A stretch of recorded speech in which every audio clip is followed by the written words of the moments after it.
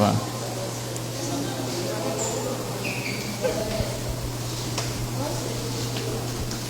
Quero iniciar lendo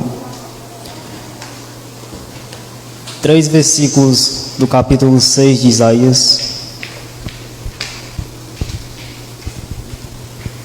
que diz o seguinte: No ano da morte do rei Uzias, eu vi o Senhor assentado sobre um alto e sublime trono, e as abas de suas vestes enchiam o templo. Serafins estavam por cima dele, cada um tinha 6 asas, com 2 cobria o rosto, com 2 cobria os seus pés, e com 2 voavam. E clamavam uns para os outros, dizendo: Santo, Santo, Santo é o Senhor dos exércitos. Toda a terra está cheia da sua glória. Amém. Irmãos, há 2 descrições a respeito do ser de Deus e da sua grandiosidade que simbolicamente me causam arrepios e que literalmente me causam tremor.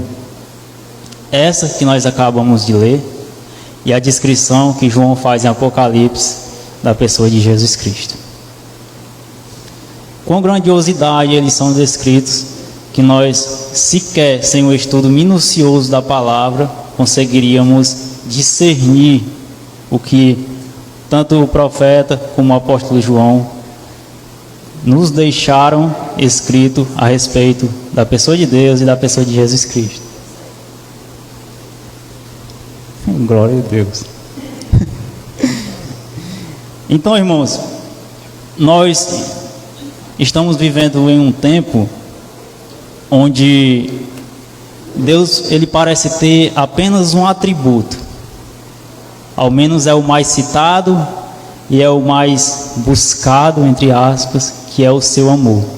É como se esse fosse maior que todos os outros, mas nós sabemos que isso não é verdade, que os atributos de Deus, que as qualidades de Deus, elas se assemelham. Não existe uma maior, não existe uma menor, não existe uma superior e não existe uma inferior. Do contrário, Deus não seria perfeito. E nós sabemos, mediante as Escrituras Sagradas, que o Senhor é perfeito em sua santidade. Então hoje eu quero tratar sobre Deus. Mas aí você pode me perguntar: mas irmão, em todas as pregações Deus não é retratado aqui? Sim, irmãos, Deus é retratado aqui. Mas hoje eu quero tratar especificamente do ser de Deus, de quem Ele é, de sua existência, de seus atributos, da sua vontade para com a sua criação. Amém, irmãos? E eu quero iniciar trazendo um exemplo de um dos nossos encontros de jovens na sexta-feira atrasada, que a gente tratou sobre o Evangelho. Mais especificamente, o que é o Evangelho. E a gente fez uma provocação teológica, a gente foi fazendo perguntas uns aos outros, e a gente acabou entendendo que a nossa compreensão, na verdade, foi o que não é o Evangelho, né? Porque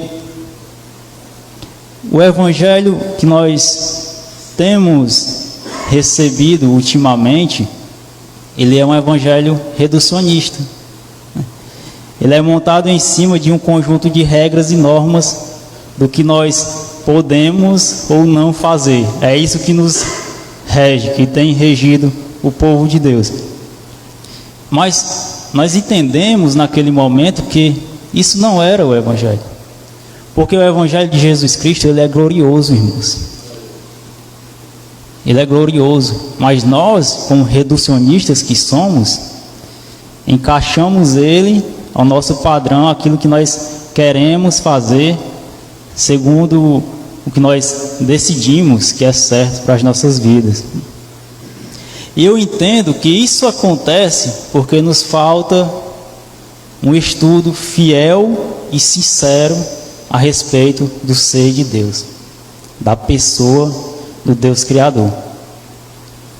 Talvez por falta de instrução de uma maneira geral. A gente sabe a situação da igreja, não só brasileira, mas na Europa, né, que o cristianismo já teve um declínio bastante e o Brasil parece que está seguindo o mesmo ritmo.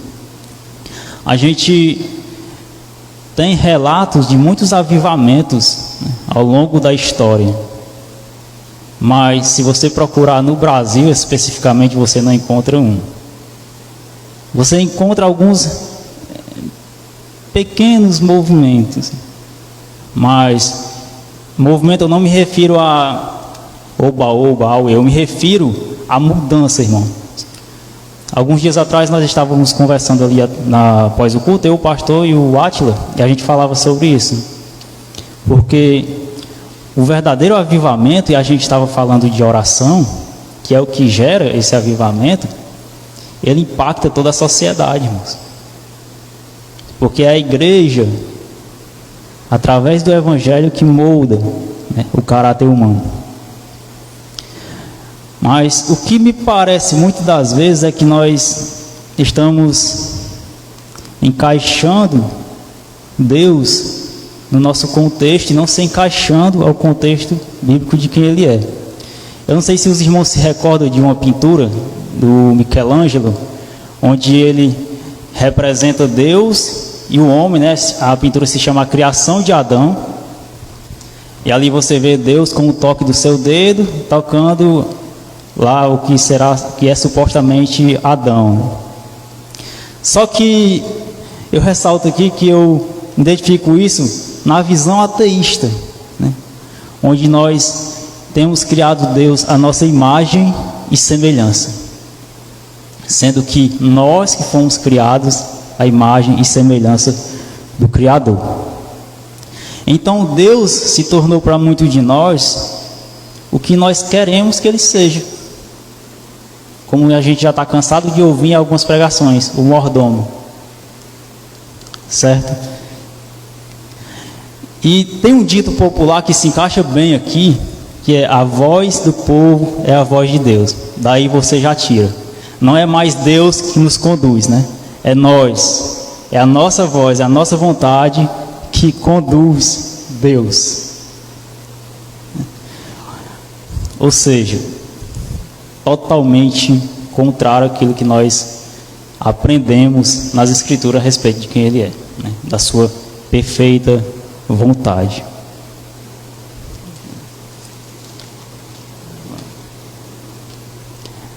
E o primeiro ponto a observarmos sobre o ser de Deus é que Deus existe. O Senhor se revelou a nós através das Escrituras, né, da sua palavra divina. E a menos que nós venhamos a negligenciar, irmãos, essa dádiva de conhecê-lo, não nos é impossível buscar ter um relacionamento com o Senhor. Um relacionamento, como eu falei no início, fiel e sincero com Ele. Não algo superficial, de quem está buscando, querendo que Deus nos sirva. Porque os servos somos nós. Então nós podemos nos dirigirmos, né, à sua revelação, para aprender o que Ele revelou de si próprio nas páginas das Escrituras. Então nós sabemos que Deus existe e que Ele se revelou na sua palavra divina. E aqui outro ponto importante é que Deus também é trinitário. E aqui trinitário é a Trindade, né? A Santa Trindade. Deus Pai, Deus Filho e Deus Espírito Santo. E a Trindade, esse é um assunto bem complexo, né? Que ainda estou estudando e é meio complicado, mas de forma bem resumida, são 3 pessoas distintas em uma só essência, né? Daí você já tira a complexidade disso, do quão importante é nós estudarmos a fundo, irmãos, o ser de Deus. Porque para nós sermos enganados, irmãos, o que tem de falso ensino por aí, o que tem entrado de falsa doutrina dentro da igreja, se nós não estivermos firmados na verdade de Jesus Cristo, se nós não crermos que as Escrituras Sagradas são absolutas, porque elas são, os costumes são relativos. Os costumes mudam. O costume do nosso país é diferente do costume do país X. Mas a palavra de Deus, ela é absoluta onde quer que ela esteja. Amém? Então nós vemos a atuação da Trindade agindo de forma distintiva em algumas narrativas bíblicas. E aí, coloca em Gênesis 1, do 9 ao 10.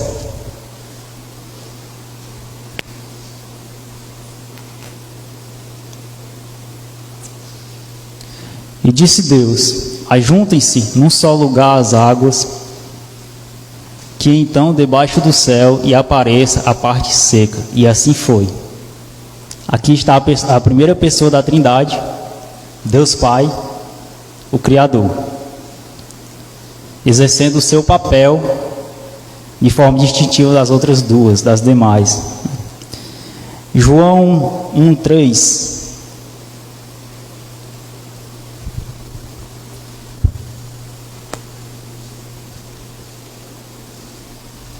Todas as coisas foram feitas por intermédio dele.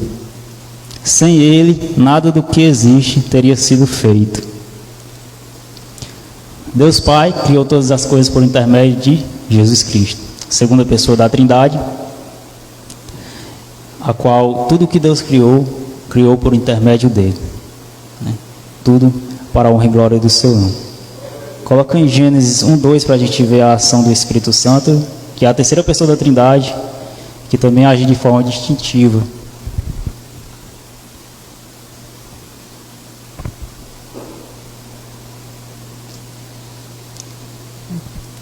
Era a terra sem forma e vazia. Trevas cobriam a face do abismo, e o Espírito de Deus se movia sobre a face das águas. Aqui está o Espírito Santo, a terceira pessoa da Trindade, agindo também na criação. Ou seja, são três pessoas em uma só essência, agindo de forma distintivas, sendo que todas têm a mesma relevância, a mesma significância e poderio. E a Trindade, irmãos, ela também atua na salvação. Coloca em João 3, 16 e 17.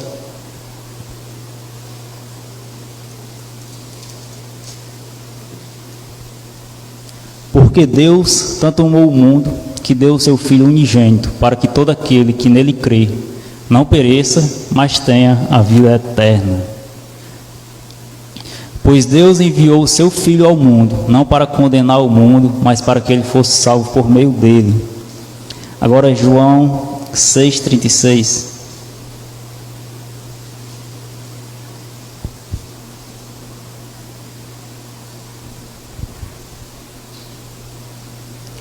João 6,36.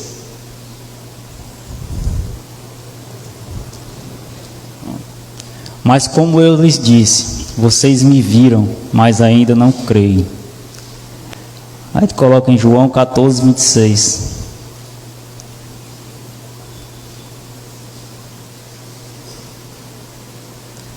Mas o Conselheiro, o Espírito Santo, que o Pai enviará em meu nome, lhes ensinará todas as coisas e lhes fará lembrar tudo que eu lhes disse. Pronto. A Trindade atuando também na nossa salvação, cada um com seu papel diferente. O Espírito Santo, a terceira pessoa da Trindade, que é aquele que é o nosso consolador, aquele que nos convence do pecado, da justiça e do juízo. Sabemos que sem esse agir de Deus, primeiro em nos buscar, segundo em enviar o seu Filho para nos salvar, para nos reedificar, nos purificar, nos lavar com seu sangue, e sem o agir do Espírito Santo para nos convencer disso, jamais alcançaríamos tão grande salvação.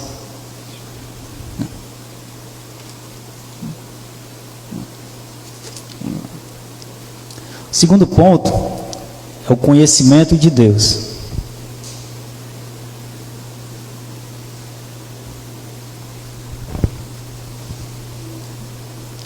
Vamos lá. Coloca em Provérbios 3:13. E em seguida em Tiago 3:13 também. Como é feliz o homem que acha sabedoria, o homem que obtém entendimento. Quem é sábio e tem entendimento entre vocês, que o demonstre por seu bom procedimento, mediante obras praticadas com a humildade que provém da sabedoria. Sabedoria que vem de Deus. Bom, vamos lá. A gente sabe que por conta de uma má teologia, né, ou da falta de uma boa teologia, e aqui eu me refiro ao estudo de Deus, né, não estou falando nem academicamente. Eu citei um exemplo no encontro de jovens de uma canção que se chama Ninguém Explica Deus, onde o abençoado diz, né, pronuncia isso. Ele diz que a teologia está aí para explicar, né, e que o Big Bang está lá também, né, para disfarçar. Ninguém pode explicar a Deus, né, segundo ele diz. Mas as Escrituras são bem claras em dizer que o maior conhecimento que nós podemos adquirir é o conhecimento de Deus. É o conhecimento do Senhor.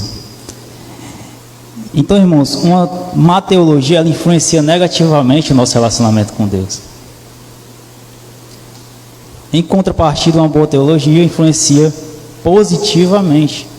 Porque se nós olharmos o que Tiago principalmente relatou, um estudo sincero e fiel da pessoa de Deus, ele vai mudar o nosso comportamento, o nosso convívio social, congregacional. Os louvores que nós vamos ofertar ao Senhor serão louvores bíblicos, e a gente sabe que infelizmente muitas das nossas canções só tem homem, é só homem no centro. Deus já tiraram de lá faz tempo. É mais melodia e música mesmo, né? Música para quem quiser degustar, né? A nossa pregação, isso aqui é importantíssimo, irmãos. O conhecimento de Deus influencia diretamente na nossa pregação, naquilo que nós nos alimentamos e vamos instruir, né, a igreja de Deus. E aí sim, pode ser que nós possamos vir aqui e oferecer um culto agradável a Deus. Não somente estar aqui no automático, né, como temos feito, infelizmente. Sentamos aqui e quando oferecemos alguma coisa a Deus, e aí só o Espírito Santo para saber a motivação do nosso coração, né? Pedimos a misericórdia de Deus nas nossas vidas. Coloca em 2 Timóteo 3,16, ainda sobre o conhecimento de Deus e a importância de estudarmos as Escrituras. Toda a Escritura é inspirada por Deus e útil para o ensino, para a repreensão, para a correção e para a instrução na justiça. Cada parte da Escritura, irmãos, ela é, como Paulo escrevendo a Timóteo fala, né? Inspirada por Deus e útil, seja de um modo ou de outro, para nos corrigir, para nos ensinar a viver um caminho reto diante de Deus, né? É por meio da palavra, do conhecimento de Deus, que nós somos moldados, que nós somos transformados. Não pensem que haverá transformação na vida de vocês se vocês estudarem essa palavra aqui, irmãos. Não tem outro meio de adquirirmos tal caráter semelhante ao de Deus, né? Terceiro ponto: quem é Deus? Quem é esse Deus que nós temos oferecido o nosso culto? Quem é esse Deus que nós nos destacamos das nossas casas, mesmo cansados, né, das nossas rotinas, cansados mentalmente? Por que estamos aqui, irmãos? Quem é esse Deus que nos motiva a estar aqui nesta terça-feira à noite. Coloca em Êxodo 3,14.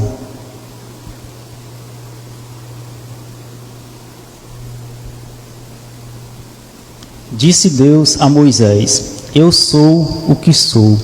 É isto que você dirá aos israelitas: Eu sou, me enviou a vocês.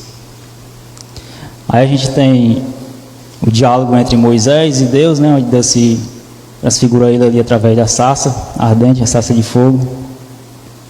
E nota, irmãos, que em momento algum, quando Deus ele envia Moisés ao povo de Israel, ele tem a intenção de provar quem ele é, mas simplesmente informar. Ele diz: vai lá e fala que o eu sou te enviou. E eu sou o que sou, irmão, esse verbo ele indica passado, presente e futuro ao mesmo tempo. É mais ou menos eu sou o que serei, ou eu serei o que serei, no hebraico original. Eu não ouso nem pronunciar o hebraico aqui, né? Não tenho nem essa coragem. Mas no transliterado dá Jeová e Yahvé, que indica a natureza eterna de Deus.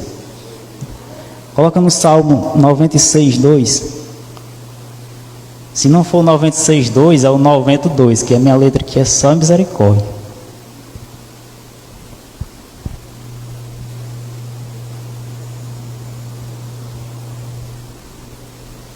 Cantem ao Senhor, bendigam o seu nome, cada dia proclamem a sua salvação. Coloca no 92 para ver vocês dois. É esse aí. Antes de nascerem os montes e de criares a terra e o mundo, de eternidade a eternidade, tu és Deus. Aleluia. Algo que traz paz ao meu coração é saber que Deus é eterno, irmãos. É saber que aquilo que eu não consigo enxergar e que muitas das vezes me deixa ocioso, que muitas das vezes tira a minha paz, mas o que renova as minhas esperanças é saber que Ele é eterno e que o que eu não consigo enxergar, Ele já enxergou e tem o controle de toda essa situação para fazer a sua perfeita vontade. Não só na minha vida, mas na vida de todos aqueles que creem nessa palavra, né? Essa palavra de Deus.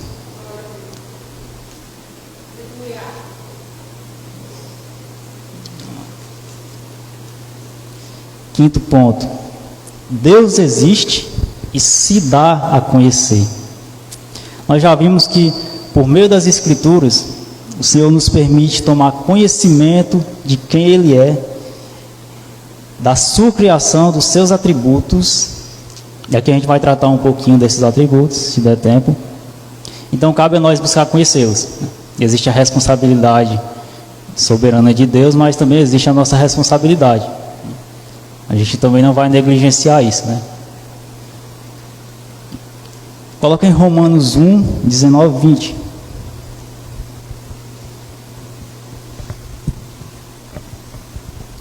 Pois o que de Deus se pode conhecer é manifesto entre eles, porque Deus lhes manifestou. Pois desde a criação do mundo, os atributos invisíveis de Deus e seu eterno poder e sua natureza divina têm sido vistos claramente, sendo compreendidos por meio das coisas criadas, de forma que tais homens são indesculpáveis. Bom, vamos lá. Todas as pessoas, irmãos, todos os povos, todas as nações receberam né, a revelação divina de Deus através da natureza, que é a revelação geral. Dentre as três, a revelação geral, a revelação escrita, que é nas páginas das Escrituras, e a revelação especial, que é na pessoa de Jesus Cristo. Então todos os homens são indesculpáveis porque Deus se manifestou a eles através da natureza, certo? Então, ainda que alguns afirmem que Deus não existe, o apóstolo Paulo vai dizer que eles afirmam isso porque rejeitaram a verdade de Deus, trocaram pela injustiça, né? Então negam, e o fato de negarem não anula a existência de Deus. E aqui os atributos de Deus. Os atributos são as suas qualidades, né? Aquilo que são atribuídos ao caráter do Senhor. E existem os atributos incomunicáveis e os comunicáveis. Os incomunicáveis são aqueles que fazem distinção absoluta entre Deus e a sua criação, né? Claramente, Ele não nos comunicou, né? Não nos atribuiu. Os comunicáveis são aqueles que nos assemelham em certa parte a Deus. Ou seja, que Deus transferiu a nós, que Deus nos comunicou, né? Nos atribuiu. Deixa eu ver.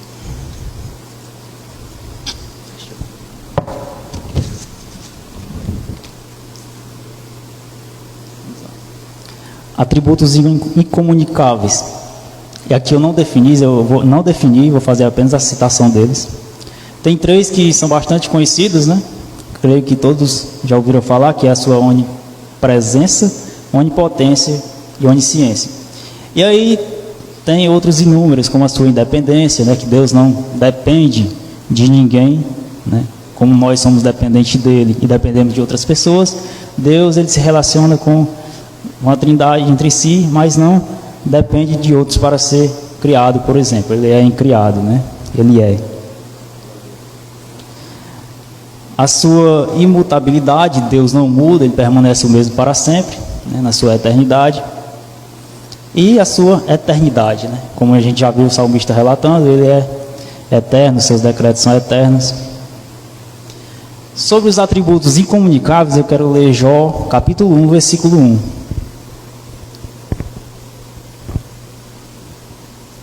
Na terra de Uz vivia um homem chamado Jó.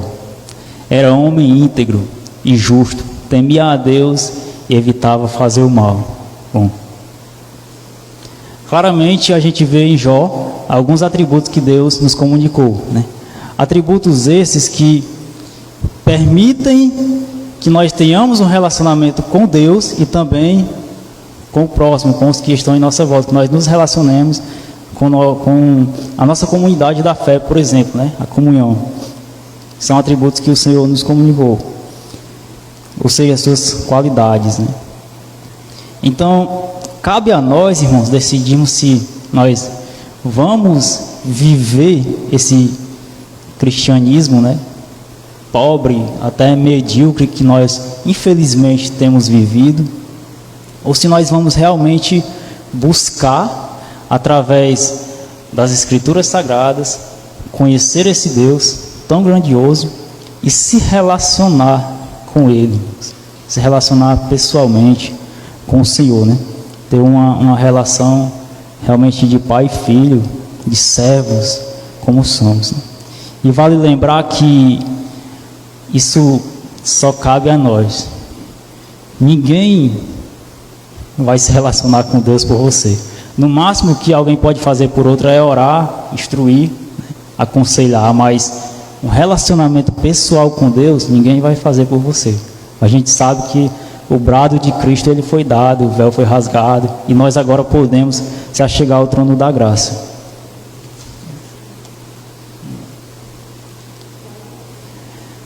Um outro atributo de Deus é o que Ele deseja fazer, ou seja, a sua vontade. E esse aqui é muito importante para a gente tratar sobre ele. Coloque em Efésios 1:11.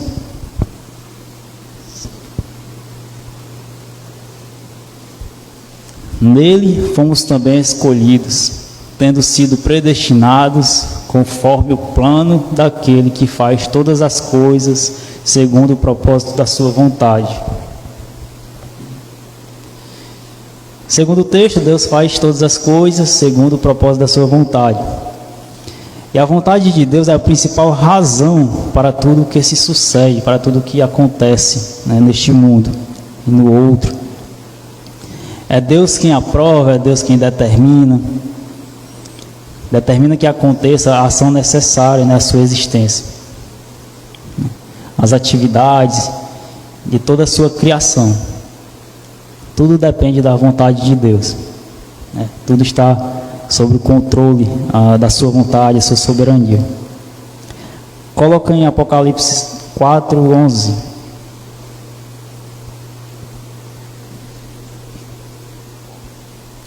Tu, Senhor, e Deus nosso, és digno de receber a glória, a honra e o poder.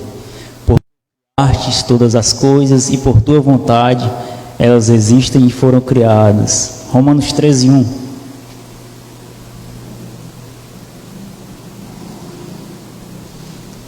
Todos devem sujeitar-se às autoridades governamentais, pois não há autoridade que não venha de Deus. As autoridades que existem foram por Ele estabelecidas. 1 Pedro 3,17.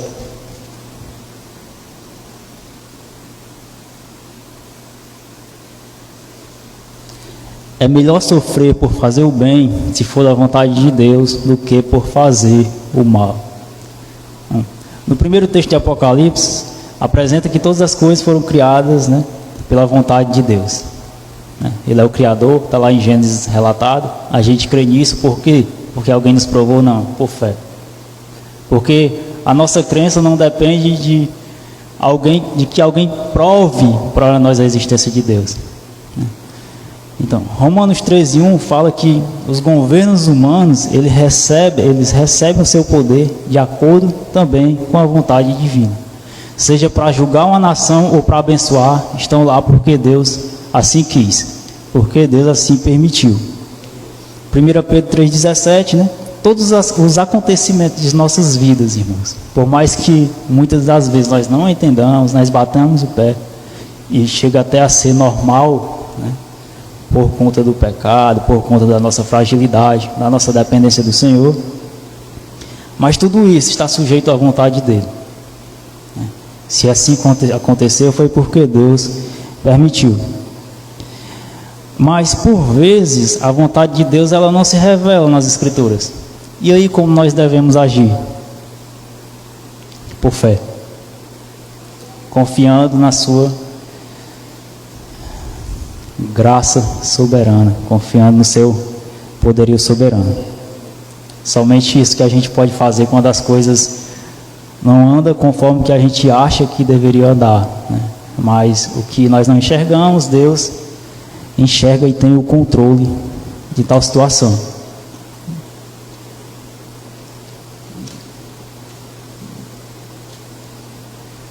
E aqui para nós encerrarmos, quero ler Gênesis capítulo 1, versículo 1 novamente, para a gente entender a que Deus se assemelha. No princípio, Deus criou os céus e a terra. Ponto. Novamente, como eu já relatei lá no texto de Êxodo, Deus ele não está em nenhum momento preocupado em provar a sua existência, a mostrar que ele se assemelha a algo ou alguém, né? Em nenhum momento o Senhor pretende isso. Apenas pretende informar, né, a criação da obra de suas mãos. E nós sabemos que, quando nós estamos estudando teologia, nós aprendemos que a Bíblia, ela interpreta ela mesma, né? De Gênesis a Apocalipse, tudo que está ali está em conforme a vontade do Senhor, e nós cremos que é a palavra de Deus, e que ela é soberana nas nossas vidas. Então, com Deus não é diferente, irmãos. Deus, ele é incriado, ele não parte a partir de algo, né? Deus, ele é completo em si mesmo, relacionando-se, né, com a Santa Trindade, como já foi dito aqui. Então Deus, ele não busca conhecimento em algo, Deus é o próprio conhecimento, né? Mas nós devemos buscar esse conhecimento em Deus. Então Deus, em momento algum, ele tenta provar a sua existência, ele tenta provar que ele é, mas apenas informar que ele é o Criador, que ele é aquele que é o nosso Salvador. Deus, ele não se resume, apesar de que muitas das vezes nós queremos fazer isso, a um atributo X ou Y. A nossa geração ela é friccionada em buscar apenas o amor de Deus para justificar os seus pecados. E chega até a ser talvez hipócrita de nossa parte dizer que Deus é amor e ponto, só isso e acabou. Não é só isso, irmãos. Nós lemos o relato de Isaías, nós conhecemos o relato de João sobre a pessoa de Jesus Cristo. Quão glorioso é o ser de Deus, quão grandioso é Ele. E reduzir, limitar Ele a apenas um ponto específico para justificar os nossos erros, os nossos pecados, chega a ser mau caratismo da nossa parte. E Deus não seria Deus se Ele buscasse informação, se Ele buscasse santidade, se Ele buscasse soberania fora de si mesmo. Ele é Deus, ponto. Nós partimos desse princípio, de que Ele é Deus, de que a Bíblia é a sua palavra. Então, devemos considerar o que Deus diz de si mesmo nas páginas das Escrituras Sagradas. Amém, irmãos?